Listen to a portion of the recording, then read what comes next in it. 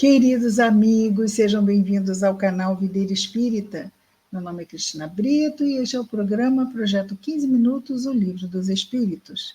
E aqui, diariamente, nós estudamos por mais ou menos 15 minutos o primeiro livro da codificação espírita realizada por Allan Kardec, o Livro dos Espíritos. Atualmente estamos no livro terceiro desta obra, que trata das leis morais.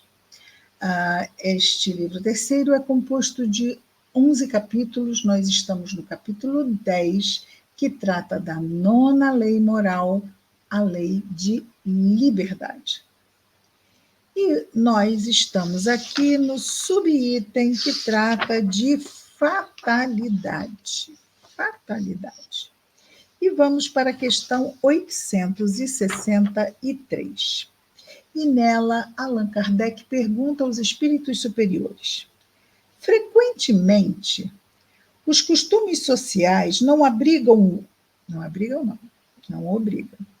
Frequentemente, os costumes sociais não obrigam o homem, o espírito encarnado, a seguir determinado caminho em vez de outro? Então, vejamos.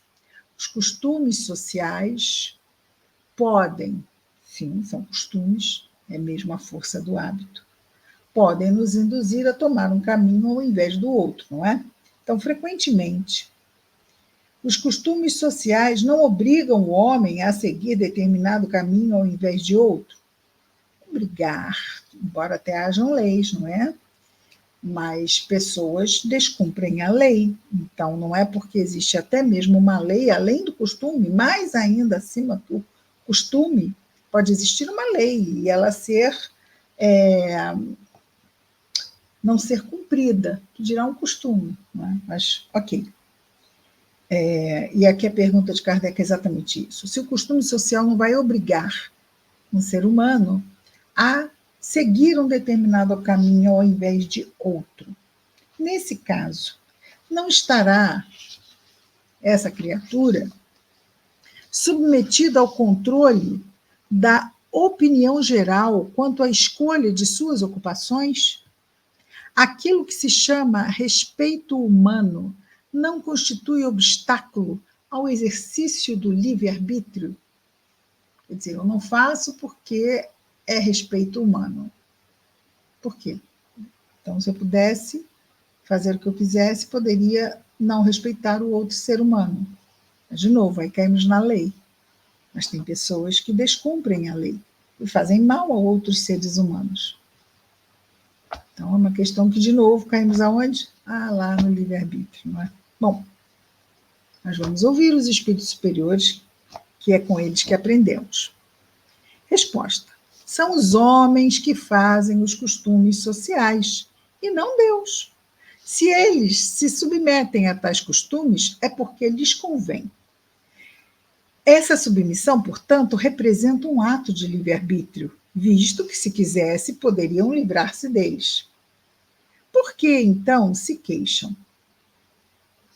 Não são os costumes sociais que os homens devem acusar, e sim o seu tolo amor próprio, que faz com que prefiram morrer de fome a infringir um costume social. Então, vamos lá lembrar que nós estamos falando de uma época onde nem todo mundo podia fazer o que quisesse. Muitas vezes um artesão, o filho de um artesão, não poderia querer algo mais do que simplesmente ser artesão igual ao pai. Este costume social. Hoje nós temos ainda, claro, temos costumes sociais, mas à época de Kardec, na metade do século XIX, ainda haviam enrijecimentos da dinâmica social, mesmo engessamentos da dinâmica social, bastante severos no sentido de robustos, não é? Grandes. Hoje estamos bem melhor. Qualquer um pode ser o que quiser ser. Está muito bom. Claro, vai ter que se esforçar, sim, vai ter que... Sim, mas não é impedido porque é filho de artesão, ser um advogado? Assim. E até mesmo, não é, uma pessoa do povo casar com uma pessoa nobre. Veja, costume social não pode. Nobre casa com nobre. Pessoa da classe social X casa com pessoa da classe social X. Era assim. Então, não são os costumes sociais que os homens devem acusar, e sim o seu tolo amor próprio, que faz com que prefiram morrer de fome a infringir esses costumes. Ninguém lhes leva em conta esse sacrifício feito à opinião pública, ao passo que Deus lhe levará em conta o sacrifício que fizerem de suas vaidades.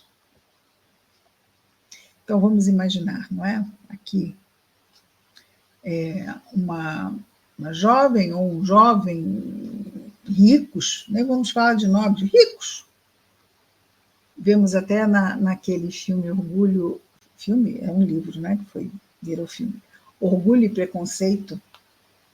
Vemos essa coisa mesmo na sociedade comum, essas castas, pessoas com menos, pessoas com um pouco mais, pessoas com um pouco mais, não se misturavam, havia extremo preconceito. Então, vamos imaginar alguém de uma casta maior, isto tem no filme, querer casar com alguém de uma casta menor. E nem estamos falando de indianos, não, estamos falando mesmo lá da Inglaterra, também no século XIX. E como isto era terrível lá, mas os jovens apaixonados enfrentavam muitas vezes esses tipos, de obstáculos sociais. Ninguém lhes leva em conta esse sacrifício feito à opinião pública, ou seja, deixar de viver algo que sente porque a opinião pública não vai aceitar. Então, ninguém leva em conta esse sacrifício. Ao passo que Deus lhes levará em conta o sacrifício que fizerem de suas vaidades. Ou seja, aquele que tem mais, ficar com aquele que tem menos, por amor. Isto não quer dizer que o homem deva afrontar sem necessidade, aquela opinião como fazem certas pessoas em que há mais originalidade do que verdadeira filosofia. Ou seja, pessoas que simplesmente são do contra. Realmente, para elas não faz diferença, mas é o ser do contra. Eu sou contra. Conhece pessoas assim? Mas por quê? Porque eu sou. Não gosto, não me agrada, não isso, não aquilo. E e muitos assuntos, não, eu sou contra. Há tanto desatino em procurar alguém,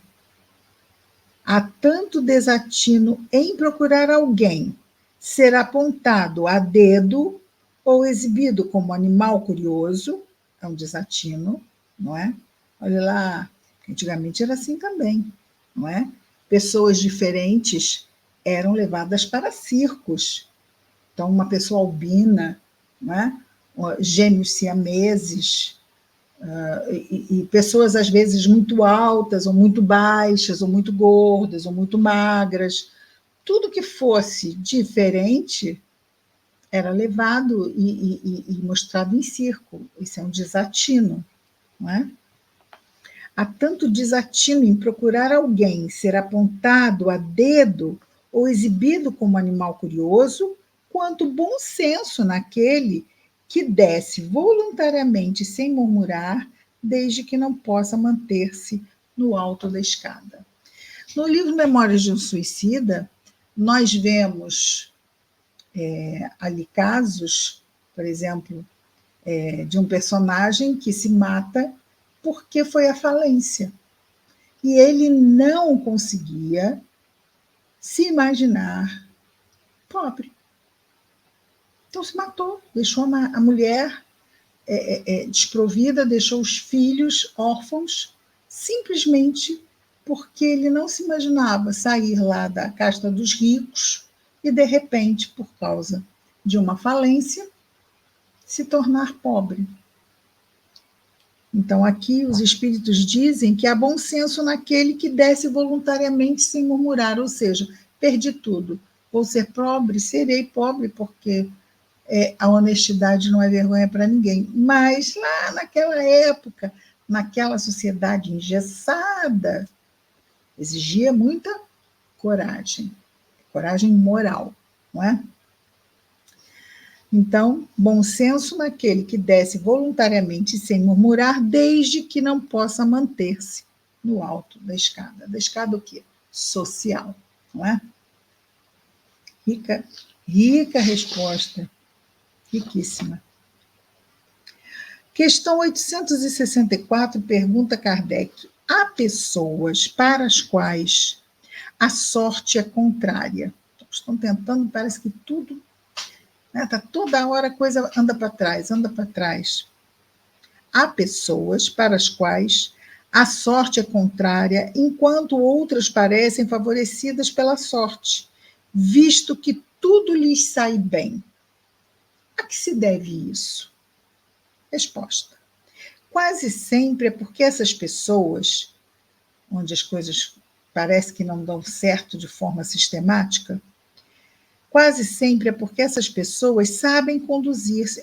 Bom, ele começou pelas outras, por aquelas que parecem favorecidas pela sorte. Eles começaram a responder por estas.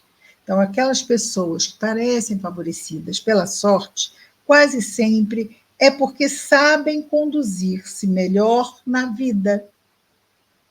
Mas também pode ser um gênero de prova. O sucesso as embriaga, confiam em seu destino e muitas vezes pagam mais tarde esse sucesso, mediante reveses cruéis que poderiam ser evitados com a prudência. Então, aqui ele está dizendo que é mesmo o tipo de escolha que fazemos na vida quando nos deixamos levar pelo orgulho, pela vaidade, e isto, naturalmente, se fazemos escolhas levadas por orgulho e vaidade, é um erro, não é? Estamos indo contra as leis de Deus. Sendo assim, vamos ter que repassar pela prova. Não aprendemos a lição, vamos ter que melhorar quanto a isto. E não é fácil. É sempre alguma coisa que nos exige.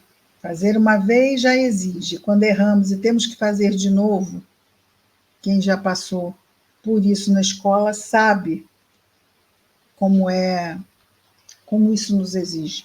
Imagina na vida, ou nas vidas, quando muitas vezes vamos retomando em mais de até uma mesma prova, que depois, é claro, vai virando expiação. Prova é a primeira. A partir daí, se não somos exitosos na primeira, quando prova, as suas repetições se tornam expiações. São provas, mas são provas e expiações. A prova é aquela que fazemos pela primeira vez. E a prova e expiação é aquela que estamos lá repetindo porque não fomos bem-sucedidos da primeira vez. Então, quando tudo vai indo bem, é porque, às vezes, as nossas provas não estão ali. Pode tudo ir bem, mas, às vezes, lidamos com pessoas difíceis. Então, parece que aquela pessoa tem tudo, mas será que ela tem tudo? Mas tudo acontece e ela vai se dando bem aqui e ali, mas, às vezes, lida com pessoas difíceis, às vezes tem um problema de saúde, ninguém tem tudo. Cada um de nós vai ter provas num determinado ponto, num determinado setor da vida, ou em mais de um, é claro. Não vamos, falta menos de 30 segundos. Então, hoje nós vimos aqui a 863 e a 864. Amanhã continuamos aqui falando da fatalidade dentro da lei de liberdade. Até amanhã, com mais um projeto 15 minutos, o Livro dos Espíritos. Muita paz a todos.